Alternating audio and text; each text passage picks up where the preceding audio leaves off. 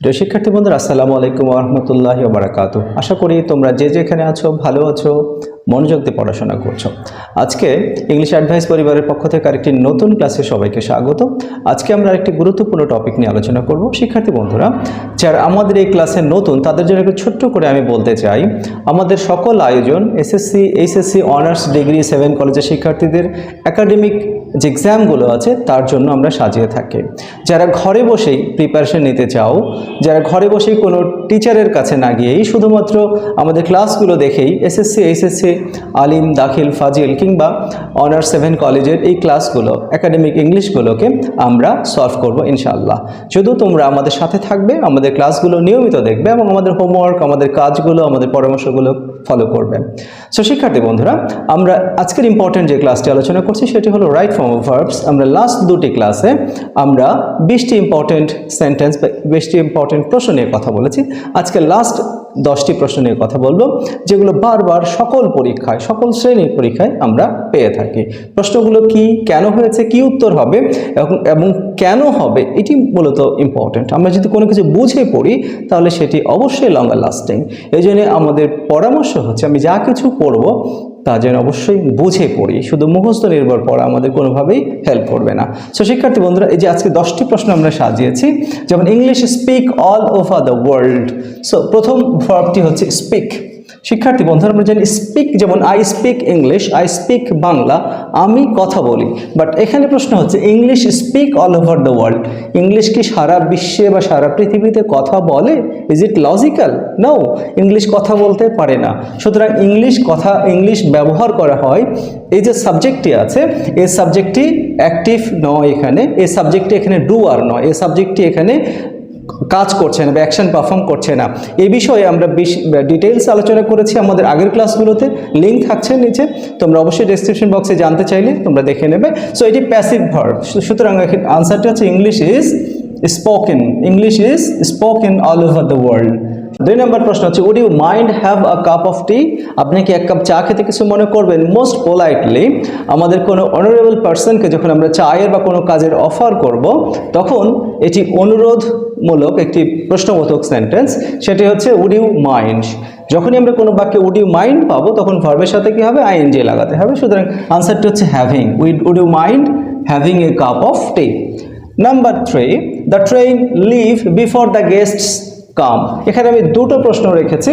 So বন্ধুরা, যখন আমরা দেখব কোনো বাক্যে বিফোর কিংবা আফটার আছে, এটি past perfect tense. Past perfect টেন্সে যে কাজটি আগে হয়েছে, অর্থাৎ বিফোরের আগে হবে পাস্ট পারফেক্ট ফর্ম, পরের অংশটি হবে পাস্ট ইনডেফিনিট। সুতরাং the train had left, the train had left before the guests came.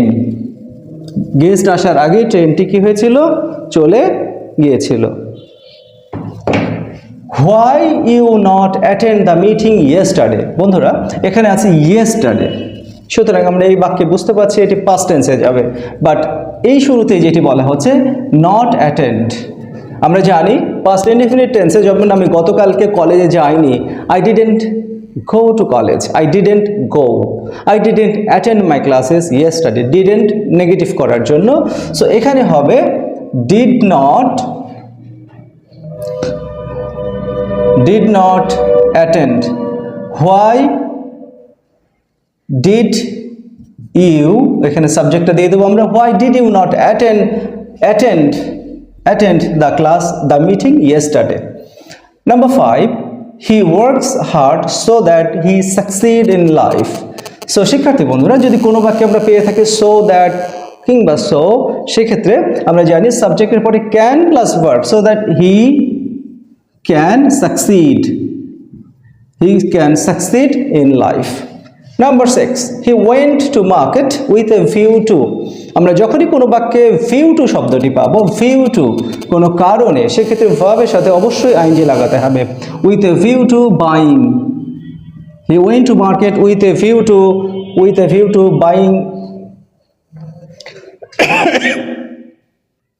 a new book. Number 7, if I were a minister, I solve everything. If I were a minister, I solve everything. শিক্ষার্থী বন্ধুরা, আমরা condition থেকে একটি প্রশ্ন অবশ্যই পাবো।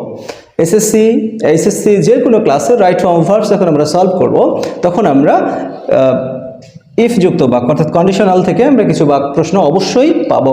So if I were a minister I solve everything. So honours ডিগ্রিতে প্রশ্নটি একেবারে কমন, কন্ডিশনাল। সো বন্ধুরা এখানে ইফ আই ওয়ার আমরা যখন দেখছি বি ভার্ব ওয়াজ ওয়ার আছে সেটা হলো second condition.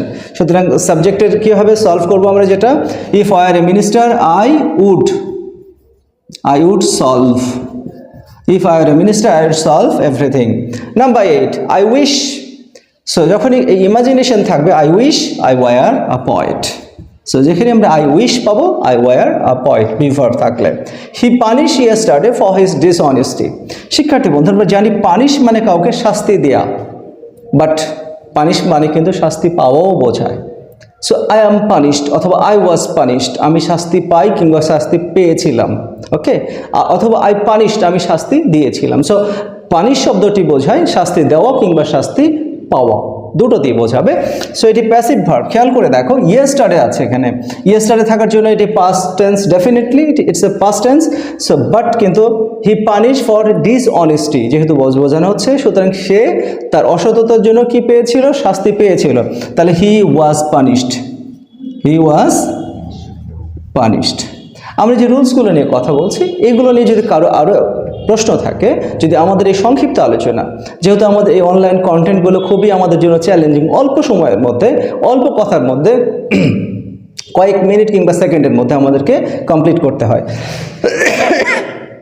And finally number 10, without be professional none can shine in life. শিক্ষার্থী বন্ধুরা এ বাক্যে বি ভার্বটি এসে বাক্যের একেবারে শুরুতে, যখন কোনো বাক্যের শুরুতে বি ভার্ব থাকবে সে ভার্বের সাথে সাধারণত আইএনজি যুক্ত হয়ে যাবে। সো উইদাউট বিং, বি এর সাথে আইএনজি লাগালে হবে being, without being professional none can shine in life.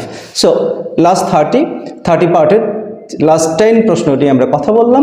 তোমরা এই 3টি ক্লাস ডেফিনেটলি ফলো করবে এবং শেষ করবে ইনশাআল্লাহ। আমরা যে কোনো পরীক্ষার জন্য, চ্যালেঞ্জিং যে কোনো একাডেমিক পরীক্ষার জন্য আমাদের প্রশ্নগুলো ইনশাআল্লাহ কমন হবে।